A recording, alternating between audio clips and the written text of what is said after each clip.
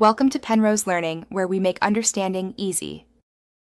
You start by selecting the exact gap in the timeline and preparing tools. Use the Position tool or select connected clips you want to keep linked. Once done, disable snapping for precise moves so you don't accidentally shift nearby clips.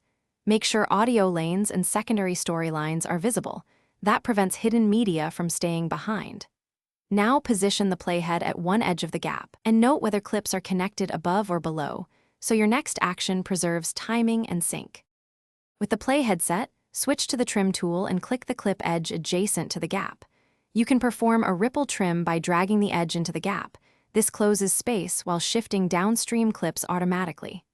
Alternatively, select the empty gap and hit Delete to ripple close. Final Cut Pro will move everything left to fill the gap. Make sure to check connected clips above and below, if needed. Hold Shift or disable connection handles, so only intended clips move.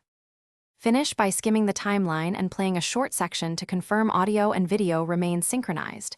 Make adjustments if timing shifted. If something moved unexpectedly, immediately use Undo or Open clip connections to relink and restore sync.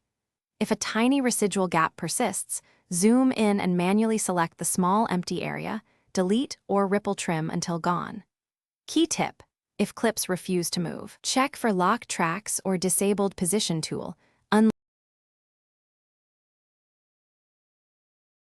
Thanks for watching. If this was helpful, leave a like and consider subscribing. See you next time.